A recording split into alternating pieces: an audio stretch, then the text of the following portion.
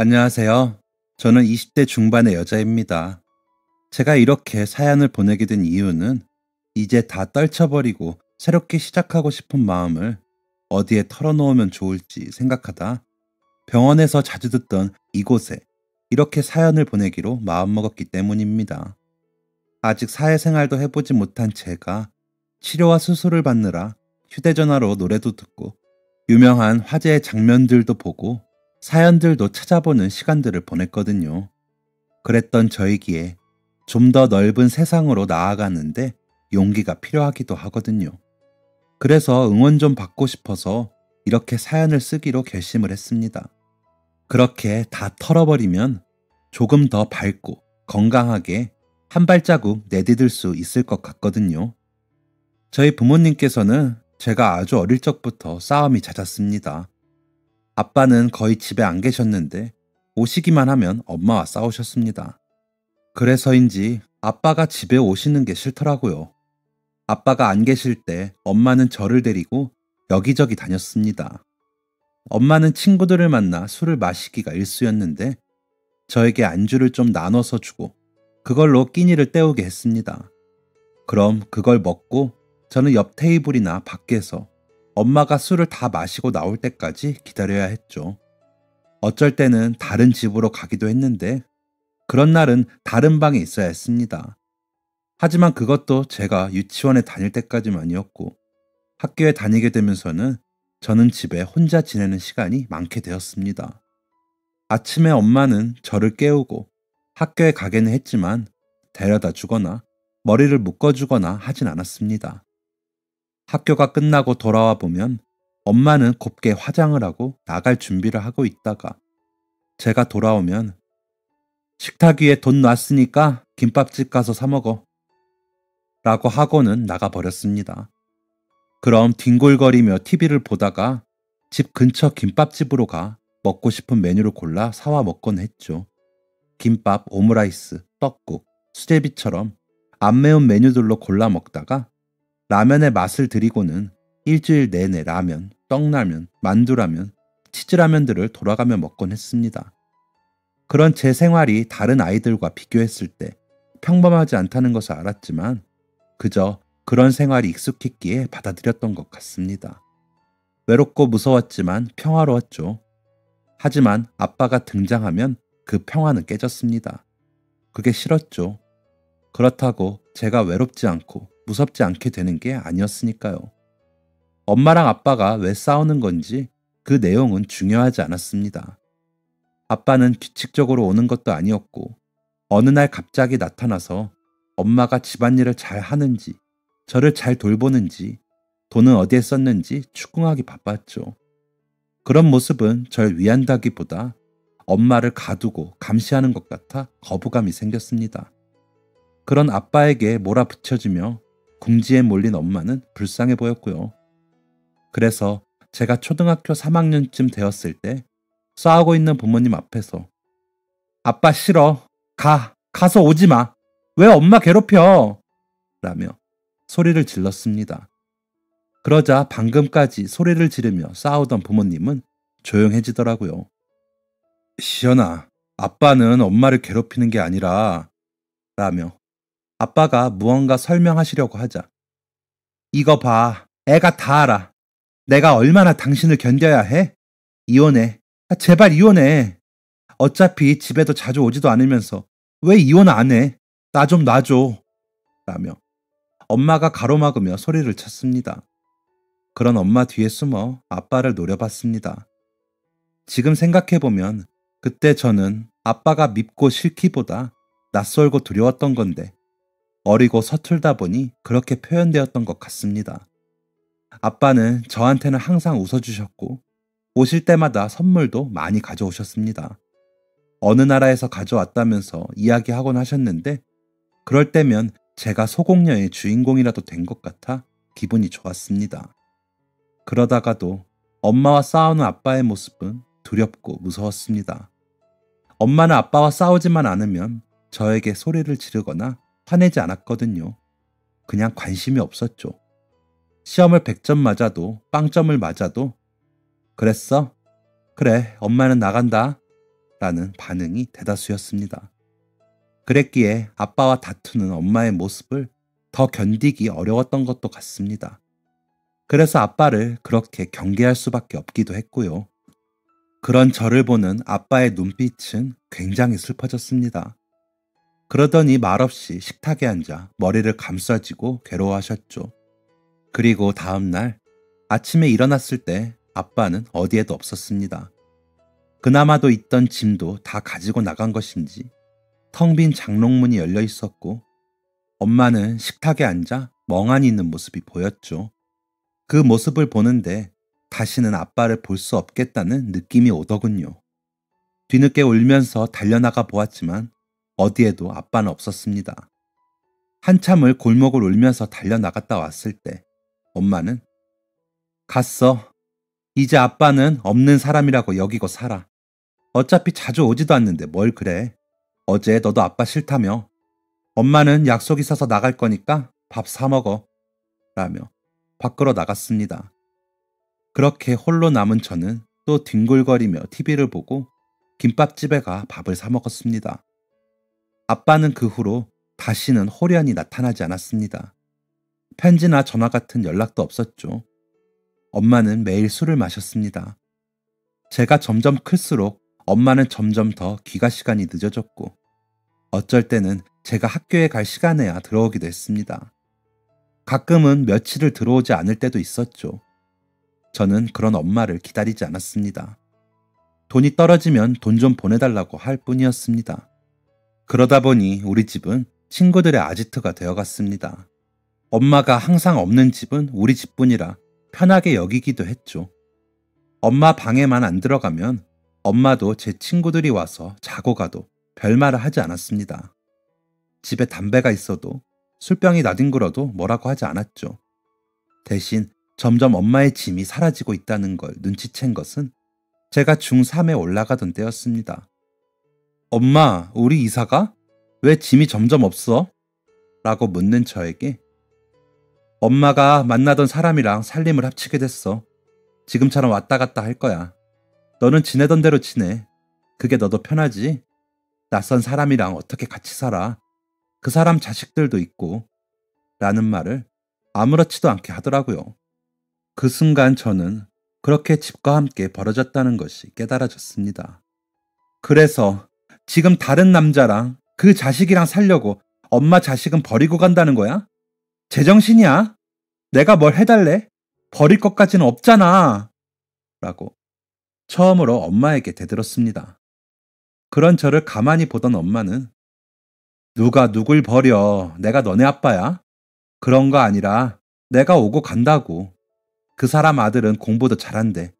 너처럼 막 노는 애가 그런 분위기에서 어떻게 견딜래? 서로 안 귀찮게 하자는 거잖아. 지금도 봐. 사소한 거에 이렇게 예민하게 굴잖아. 시끄러워. 빽빽거리지 마. 어차피 내가 너 챙기는 것도 없는데 유난스럽게 굴지 마. 라며 나가려고 하더라고요. 약간의 짐을 가지고요. 그때 무슨 생각이었는지 엄마 손에서 그 짐을 빼서 바닥에 던지며 가지 마. 가지 말라고. 내가 엄마 딸이 맞아? 내가 뭘 다른 걸 해달라고 했냐고. 라며 소리치며 울었습니다. 그러다가 갑자기 정신이 아득해지는 것 같더니 기억이 없습니다. 눈을 떴을 때는 병원이었죠. 제가 눈 뜨는 것을 본 엄마는 팔짱을 끼고 한숨을 쉬더니 너는 무슨 성질머리가 그 모양이야? 하여간 검사 결과 나오려면 더 있어야 한다고 기다리래. 어때? 괜찮으면 그냥 갈래? 라고 묻는 엄마의 얼굴은 귀찮음이 묻어나 너무 미워 보였습니다. 그래서 나 아파. 아프다고. 무슨 엄마가 아픈 딸한테 이런 식으로 해. 가. 귀찮으면. 나 혼자 있어도 돼. 병원비만 주고 가. 라고 했더니 병원비는 맡겨놨니? 하여간 돈 잡아먹는 귀신이다. 여기 카드 있으니까 검사 끝나면 결제하고 이 현금으로는 택시 타고 가. 라며 나가버리더군요. 그런 엄마의 뒷모습을 보며 흑흑거리며 울었습니다. 주변에 다른 사람들이 볼까봐 크게 소리내어 울지도 못하고 울었죠. 의사 선생님이 오셨을 때는 제 베개가 다 젖을 정도로 울고 있을 때였는데 환자분 많이 안 좋으세요? 어떻게 병원에 왔는지 기억나세요? 라고 묻는 그 메마른 말투조차 반갑더라고요. 그래서 아니요, 저 어디가 아파요? 라고 물었더니 평소에 소변 보는 거 어떠셨어요? 지나치게 피곤하다거나 하진 않았어요? 라고 다시 되물으시더라고요. 그래서 요즘 들어 화장실도 잘 가지 못했고 자꾸 부어 다이어트에도 실패 중이라고 말씀드렸습니다. 검사를 더 해봐야 알겠지만 혈액 검사에서 요산 수치가 너무 높게 나왔어요. 신장이 좀 안 좋은 것 같은데 식사를 신경 써야 해요. 일단은 약 처방해 줄 테니까 가서 먹고 이번 주 안으로 엄마랑 낮에 다시 병원 나와서 검사해요. 어머니가 바쁘셔서 먼저 가신다고 가셨는데 원래는 미성년자 혼자 응급실에 두고 가시면 안 돼요. 엄마한테 그 부분도 다시 말씀드리세요. 라며 돌아서는 의사 선생님의 말에 제 얼굴이 화끈거렸습니다. 제가 버림받은 걸 들킨 것 같아서요. 얼른 수납을 하고 집으로 와보니 엄마의 침이 다 없더라고요. 담배를 피우며 술을 꺼내어 마시면서 울었습니다. 그러다 친구들을 불렀고 다 같이 술을 먹고 담배를 피우며 놀았습니다. 야, 이제 우리 엄마 이 집에서 안 산대. 여기 와서 살 사람 없냐? 라는 제 말에 친구들은 우와, 좋겠다. 나도 엄마 아빠 감시 없이 살고 싶다. 라며 부럽다고 했습니다. 그런 이야기들을 들으니 기분이 좀 나아지더군요. 어쨌거나 제 마음대로 살 수 있는 거니까요. 이렇게 아무렇게나 살아도 누구의 눈치도 보지 않아도 되니까요. 이대로 망가지는 것으로 복수를 하고 싶었습니다. 복수가 되기나 한다면 말이죠. 그날은 그렇게 잠이 들었고 다음날 일어나 보니 학교 갈 시간이 한참 지난 후더군요. 에라 모르겠다 싶어 학교에 가지 않았습니다. 그 다음날도 가지 않았습니다. 그 다음날도 그 다음날도 가지 않았습니다. 그렇게 일주일이 넘게 학교를 가지 않자 엄마가 집으로 오더군요. 야, 아무리 그래도 학교는 가야지. 곧 졸업이잖아. 누가 너보고 공부 잘하래? 졸업장은 따야 아무 고등학교라도 갈 거 아니야. 라며 짜증스럽게 말하더군요. 그날 검사 결과가 어땠는지는 궁금하지도 않나 봐? 라며 물었더니 멀쩡하겠니? 나이도 어린 게 맨날 술 담배해. 안 아픈 게 이상하지. 왜? 보호자 데리고 오래? 아휴, 언제 커서 혼자 다닐래. 시끄럽고 학교 가. 가서 졸업장은 따. 고등학교까지는 졸업해야지. 안 그래? 라며 다시 짜증스럽게 말하는 엄마를 보고 있자니 눈물이 나더라고요. 엄마는 왜 날 낳았어? 이렇게 내가 귀찮은데 왜 날 낳았어? 이럴 거면 차라리 아빠 갈 때 같이 보내버리지 그랬어. 왜 데리고 있었어? 왜? 라고 이야기를 하면서 엉엉 울었습니다. 그런 저를 엄마는 아무 감정이 없는 표정으로 내려보더니 징징거리지 마. 너보다 더한 환경에서 사는 애들도 많아. 내가 너 필요하다는 거 안 해준 적 있어? 밥을 굶겼니? 옷을 못 입혔니? 용돈도 달라는 대로 줬잖아. 라며 한숨을 쉬더군요. 알았어. 학교도 가고 졸업도 하고 고등학교도 갈 테니까 돈이나 잘 붙여 그럼. 그동안 내가 얼마나 아껴 썼는지 알아? 다른 애들처럼 브랜드 옷 사지도 않고 가방이며 신발도 다 보세만 사서 썼어. 밥값만 주면 뭐 다 되는 거야? 앞으로 한 달에 50만 원씩 보내. 집값은 당연히 엄마가 내고 어차피 밥도 안 해주면서 이렇게 오지 않아도 돼. 엄마 올 일 없게 할 테니까 오지 마. 가, 청소하게. 라며 엄마를 밀어냈습니다. 그러자 엄마는 돈 50만 원이 누구네 개 이름인 줄 알아? 용돈은 되는 대로 보낼 거야. 벌어 쓰던지. 집값 내주는 것도 감사하게 여겨야지. 건방지기는. 하면서 화를 내며 나갔습니다. 그렇게 엄마가 나간 집을 깨끗하게 청소했습니다. 그동안 밀어놓았던 빨래도 하고 쓰레기도 싹 버렸습니다. 엄마 방도 다 치우고 그 방문은 닫아 놓았습니다. 그리고 마트에 가서 장을 봐 음식을 했습니다. 밥도 하고 찌개를 끓였죠. 반찬을 사오기는 했지만 일부러 밥상을 차려 먹었습니다. 김도 놓고 달걀말이도 하니 제법 엄마가 차린 것 같은 밥상이 되었습니다. 잘 먹겠습니다. 라고 괜히 큰 소리로 외치고 밥을 먹는데 목이 메더라고요. 눈물이 나는데도 멈추지 않고 꾸역꾸역 밥을 먹었습니다. 그러면서 괜찮아, 괜찮아 라는 말을 곱씹으며 밥을 다 먹었습니다. 맛은 좀 없었지만 김밥집에서 사 먹는 밥보다는 더 든든하더라고요.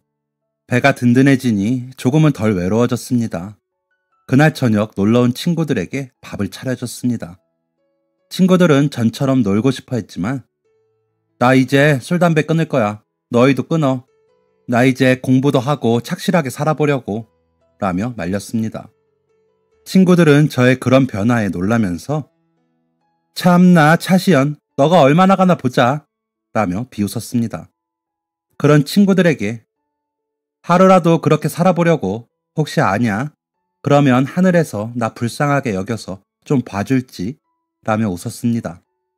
그렇게 친구들이 돌아가고 설거지를 하고 있는데 또 눈물이 났습니다. 도대체 어디서부터 잘못된 건지 모르겠더라고요. 내가 태어난 것 자체가 문제인 것 같은 생각도 들었습니다. 그래서 아빠도 엄마도 다 날 떠나고 버려진 거라고요. 하지만 저는 제가 싫지 않았습니다. 비록 저는 공부도 잘 못하고 예쁘지 않아도 손재주도 제법 있고 친구들 사이에서 인기도 있었습니다. 패션 감각도 좋았고 말도 재미있게 잘했습니다. 장기자랑에 빠지지 않고 나갈 만큼 노래와 춤도 제법 추었습니다. 학교 선생님들도 공부만 잘하면 참 좋겠다는 말을 하시면서 예뻐해 주셨습니다. 아무도 돌보지 않은 아이치고 저는 제법 잘 자라고 있다고 생각했습니다. 그런데 정작 절 낳아준 부모라는 사람들이 저를 버리고 내팽개치고 다들 떠나버린 것이 참 비참하고 슬펐습니다. 그래서 제 스스로가 저를 아끼고 사랑해주기로 결심했습니다. 그렇게 결심이 서고 나니 학교도 열심히 다니고 방과 후에 펜시점에서 알바도 하면서 저를 위해 돈을 벌었습니다. 중학교 졸업식에도 엄마는 오지 않았지만 저는 저를 위해 꽃을 사 스스로를 축하했습니다. 내신이 안 좋다 보니 좋은 고등학교는 못 갔지만 그래도 동네에서 취업이 잘 된다는 고등학교로 진학했습니다. 고등학교에 가서는 저는 더 열심히 학교에 다녔습니다. 친구들은 그런 저의 변화에 처음에는 놀라 저희 집에도 놀러오는 횟수가 적어지기도 했습니다. 하지만 이내 저의 변화를 인정하더니 다시 전처럼 놀러와 밥을 먹고 가거나 잠을 자고 가기도 했습니다. 전처럼 망나니처럼 놀지는 않았고 오히려 본인들 집 반찬을 가지고 오거나 라면을 사들고 오거나 했습니다. 엄마는 제가 없을 때 가끔 오는 것 같았습니다. 월세는 밀리지 않고 내고 있더라고요. 제가 집주인에게 전화해 물어보곤 했거든요. 안 들어왔다고 하면 문자로 월세 내라고 이야기하려고요. 그렇게라도 답장도 없는 연락이라도 하고 싶었거든요. 하지만 제가 말했던 용돈은 넣지도 않았습니다. 집에 와서도 오히려 맛있는 반찬이 있으면 가져가고 제가 새로 산 옷이 있으면 가져가 다시 가져다 놓으라고 문자를 보낼 정도였습니다.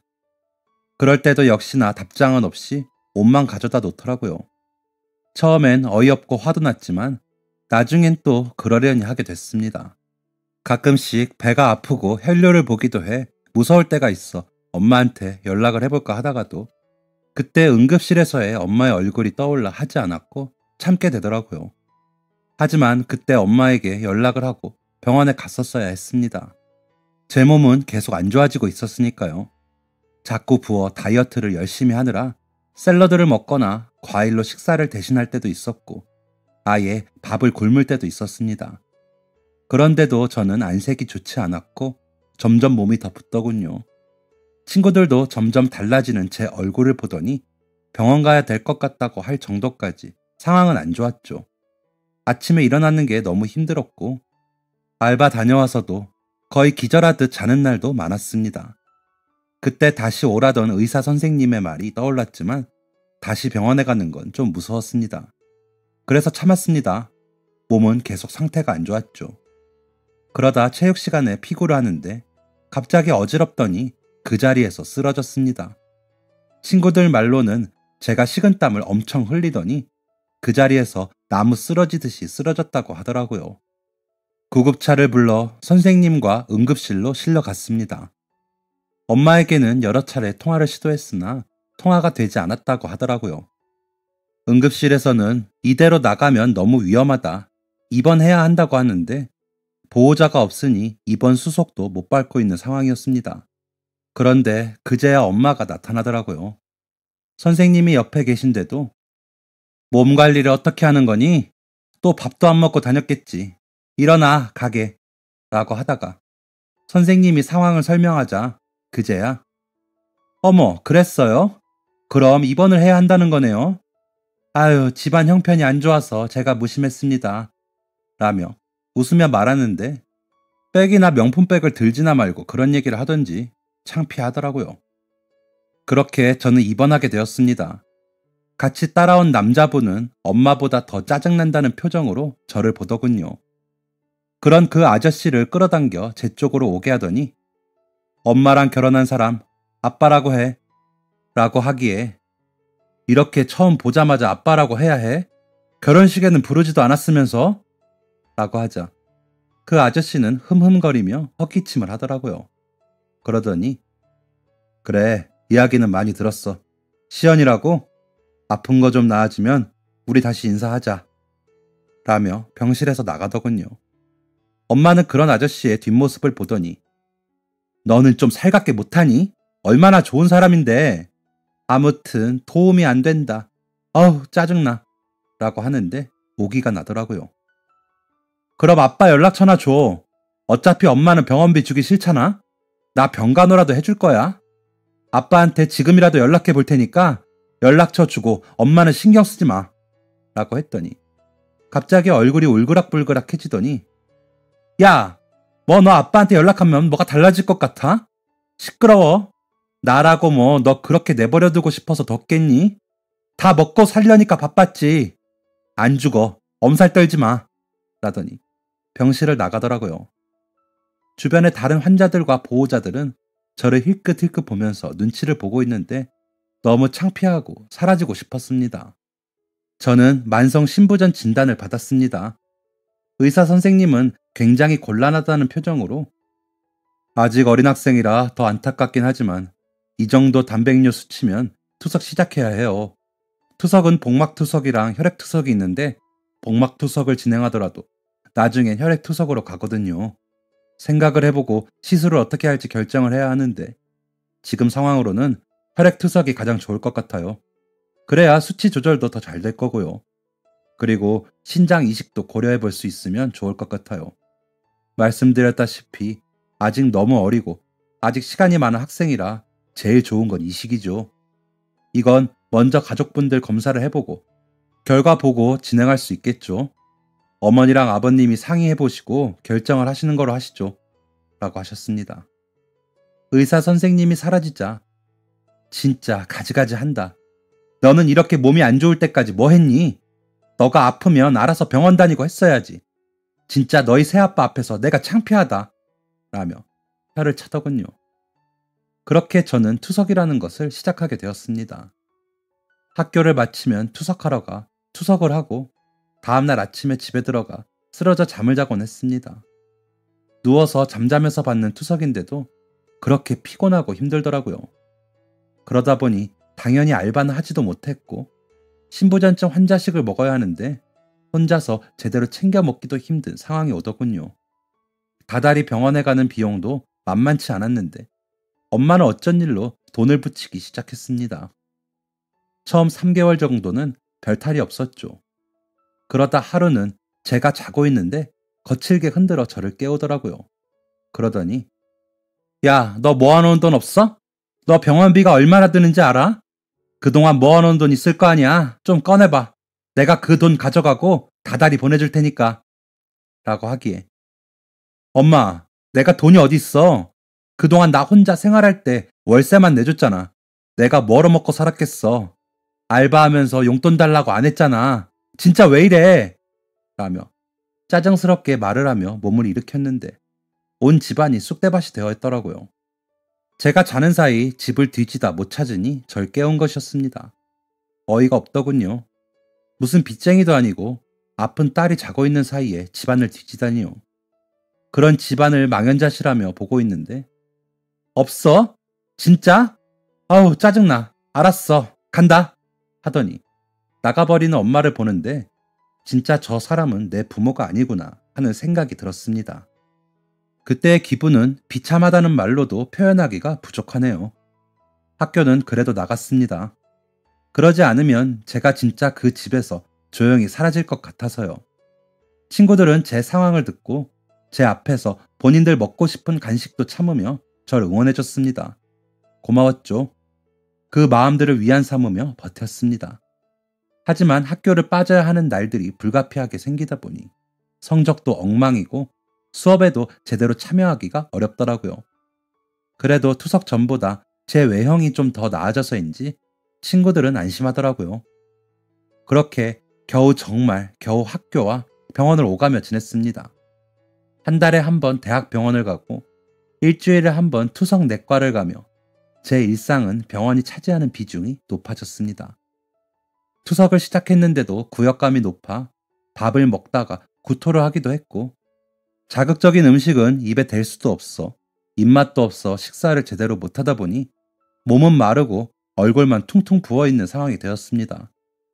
친구들과 어디 놀러 가거나 하는 건 꿈도 못 꿨죠. 그러던 어느 날 한 남자가 집 안으로 들어가려는데 붙잡더라고요. 변태인가 싶어 무서운 마음에 돌아봤을 때 저는 눈물만 주룩주룩 흘리며 그 자리에서 아무 말도 못하고 서 있었습니다.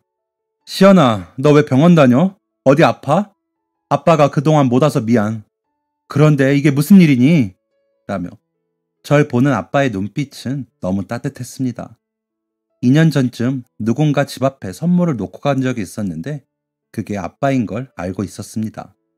그렇게 1년에 한 번, 2년에 한 번씩 집 앞에 무언가를 놓고 가는 사람이 아빠라는 것도 알았죠.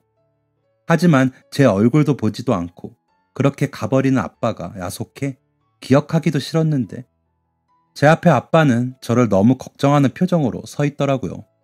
그런 아빠의 눈을 보는 순간 저도 모르게 눈물만 주룩주룩 흘릴 수밖에 없더라고요. 그러다 왜 이제 와? 내가 얼마나 기다렸는데 왜 이제 와? 라며 소리를 질렀습니다. 그런 저를 아빠는 꼭 안아주면서 미안해. 아빠가 미안해. 아빠가 용기가 없었어. 너희 엄마 말만 믿지 말걸. 이라며 우시더라고요. 그렇게 그 자리에서 서로 안고 울다가 집 안으로 들어왔습니다. 기운이 없어 정리를 제대로 못해 엉망인 집안 꼴이 창피했지만 아빠를 그렇게 밖에 세워놓을 순 없으니까요. 아빠가 집안을 둘러보며 너희 엄마는 여전하구나 라고 하시기에 내가 그랬어. 엄마는 여기 살지도 않아 라며 말을 하자 안 살아? 그럼 너 혼자 학교 다닌다고? 라고 하시며 황당하다는 표정을 보이시더라고요. 그래서 그런 지 꽤 됐어.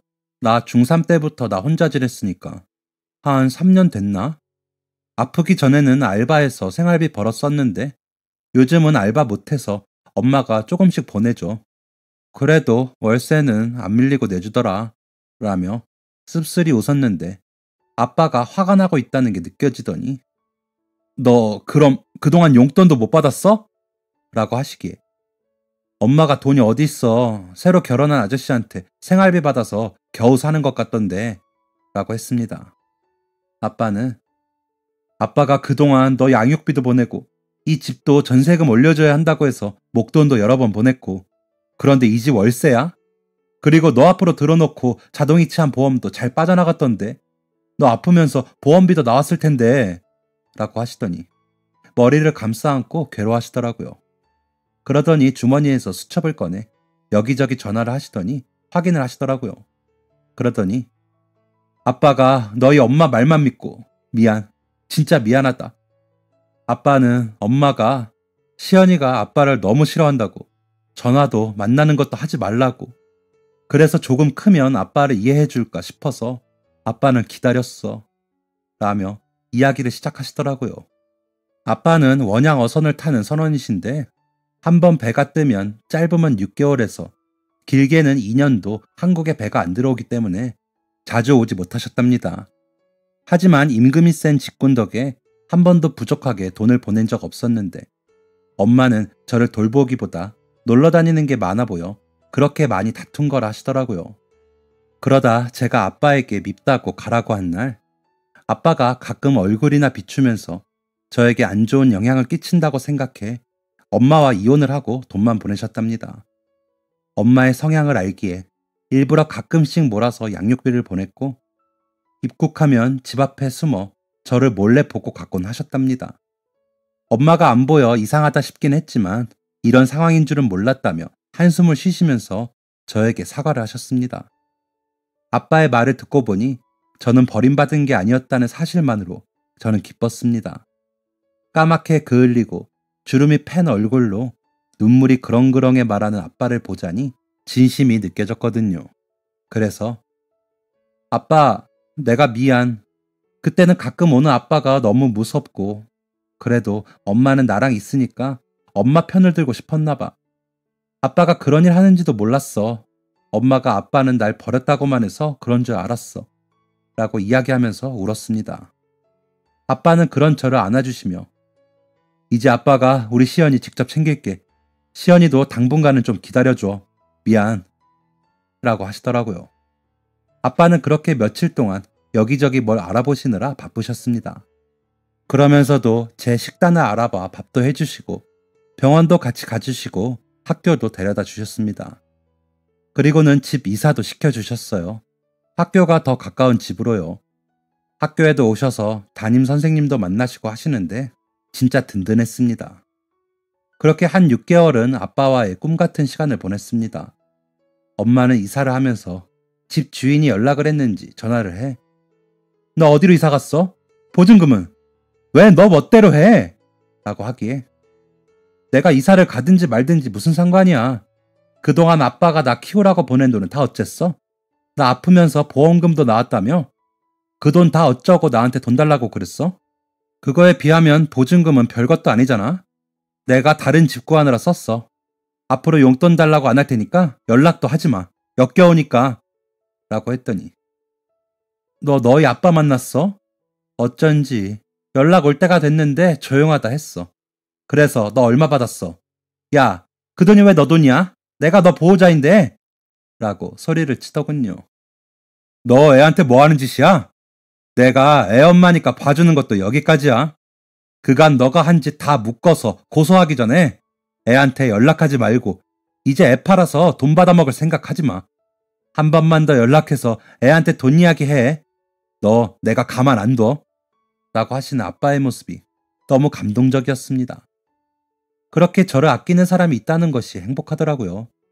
그러다 아빠가, 시연아, 아빠가 계약이 되어 있는 일이 있어서 한 2년 정도 또 나가야 할 것 같아. 근데 이번이 마지막이야. 갔다 와서 시연이 이식도 알아보고 할 거니까 걱정하지 말고. 아빠가 연락 자주 할게.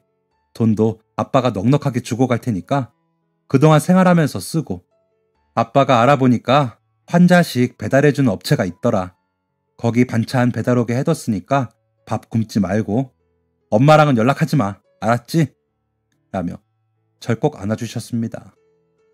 너무 서운하고 또 혼자 남겨진다는 생각에 가지 말라고 졸라볼까 했지만 아빠가 한 약속을 믿고 씩씩하게 지내보기로 했습니다. 2년이면 저는 학교도 졸업하고 성인이 되니 엄마와의 관계도 확실히 정리해두고 아빠랑 더 행복할 날을 기다리면 되니까요. 엄마는 아빠가 배를 타고 얼마 안 있다가 학교 앞으로 찾아왔더라고요. 멀리서 엄마인 걸 보고 다가갔는데 다짜고짜 따귀를 때리면서, 배은망덕한 게 기껏 거둬줬더니 이런 식으로 내 뒤통수를 쳐? 다른 거 다 필요 없고 돈이나 내놔. 라고 하기에, 당신이 엄마야? 돈을 주면서 혼자 지내라고는 못할 망정 있는 돈도 뺏어? 라고 하자 제 머리채를 잡으면서 돈 내놓으라고 소리를 치더군요. 친구들이 신고를 해 경찰이 오고 파출소로 가 사실대로 말을 했습니다. 엄마는 갑자기 교양을 떨며, 아이가 가출을 해서 잡으러 온 거예요. 거짓말을 하는데, 주소지가 다른데 무슨 가출이요? 라며 경찰 아저씨가 말을 하는데 곁에 있던 제 친구들이, 얘 중3 때부터 혼자 살았어요. 얘네 엄마가 버리고 나가서. 라면서 말을 거들어 주었습니다. 그러자, 너희가 우리 가정사에 대해 뭘 알아? 라며 소리를 치기에, 애들이 엄마보다 나랑 더 오래 있었으니까 오늘도 돈 달라고 온 거잖아. 라며 제가 말을 하니, 너 그렇게 큰 돈 혼자 들고 있다가 무슨 일 나면 어쩌려고 그래.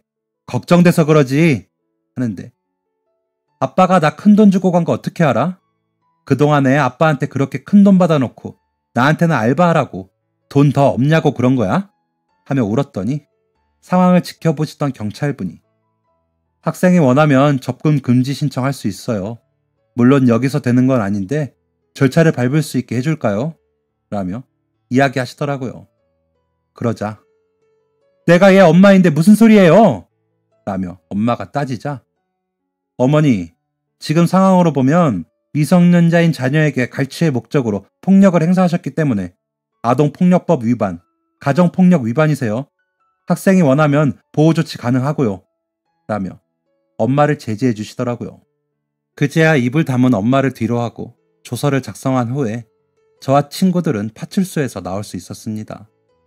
그 후로 몇 번을 연락해 돈 달라고 난리를 부렸지만 저는 차단을 시키고 연락도 피했습니다. 투석하는 날 간격이 좁아지며 일주일에 2번 투석을 다녔고, 그러면서도 저는 학교를 꾸역꾸역 나갔습니다. 아빠는 매일 저녁 문자를 보내거나 전화를 하시곤 하셨습니다. 시차가 있어 시간을 못 맞추면 제가 잘까봐 전화를 하실 때면 조심스럽게 하셨죠. 비록 톡으로 하루에 1번 하는 연락이긴 했지만 외롭지 않았습니다. 그렇게 저는 학교를 졸업했고, 아빠는 제가 졸업을 하고 1년 정도 더 나가 계시다 돌아오셨습니다. 더 까매지고 주름이 깊이 팬 얼굴로 돌아오셨지만 반가웠습니다. 아빠는 오자마자 병원으로 가시더니 여러 검사를 하셨습니다. 그 결과 저에게 신장 이식이 가능하다는 검사 결과가 나왔습니다. 아빠는 마치 로또에라도 당첨된 것처럼 좋아하셨습니다. 그런 아빠를 보며 오랜 시간 아빠를 오해한 것이 너무 미안하더라고요. 아빠와 수술을 위해 입원을 했을 때도 아빠는 본인보다 제가 먼저였습니다. 수술은 성공적이었고 무사히 퇴원을 했습니다. 퇴원을 해서 돌아온 날 저녁, 아빠는 제일 먹고 싶은 게 뭐냐고 물으시며 회복 완료되면 뭐 먹을까 하시면서 행복해 하시더라고요. 아빠, 나는 아무거나 먹어도 좋아. 같이 먹을 사람이 있잖아. 라며 웃으며 말했더니 아빠가 눈물을 흘리시면서, 그래, 이제 아빠가 있을게 하시더라고요. 그러더니 통장 여러 개를 꺼내시면서, 이건 우리 딸 대학 등록금, 이거는 우리 딸 시집 보낼 거, 이거는 우리 딸 용돈 모아놓은 거. 아빠 이렇게 돈 있어. 우리 딸 하고 싶은 거 있으면 이야기해. 아빠가 하게 해줄게. 라고 하시는데 억지로 참던 눈물이 펑펑 흘러나왔습니다. 이렇게 다 놔주면 아빠는 어쩌려고? 라고 물으니, 아빠 노후 준비는 이제부터 해야 해. 가게 하나 차릴 돈은 해놨거든. 아빠가 배 타는 것밖에 한 게 없어서 뭘 할지는 좀 더 생각해 볼게. 라며 제 머리를 쓰다듬어 주시는데 더 눈물이 나 엉엉 울었습니다. 그렇게 한동안 아빠와 저는 회복하는 데 심혈을 기울였습니다. 그러면서도 어떤 일을 하면 좋을지 생각했죠. 이런저런 교육 프로그램을 알아보다 고1 때 특기 적성 프로그램으로 들었던 제빵사 과정이 생각났습니다. 제빵 자격증을 따서 저처럼 아픈 사람들이 먹을 수 있는 건강한 빵을 만들고 싶다는 생각이 들더라고요. 그래서 제빵학원을 다녔습니다.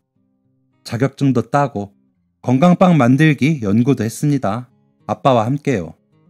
그래서 저희는 이번에 빵집을 열려고 준비 중에 있습니다. 아직은 작은 규모이지만 언젠가는 전국적인 빵집으로 거듭나는 게 저희 목표입니다. 빵을 먹어본 친구들은 일반 빵보다 덜 달지만 맛있다고 하는데 다른 분들은 어떨지 모르겠네요. 저희 대박나라고 응원해 주실 거죠? 이제는 건강하게 씩씩하게 열심히 살겠습니다. 제 자신을 더 사랑하면서요. 여러분들도 스스로를 더 사랑하시길 바랍니다. 안녕히 계세요. 지금까지 사연 들어주셔서 감사합니다. 사연이 재밌으셨다면 구독과 좋아요를 눌러주세요. 감사합니다. 안녕히 계세요.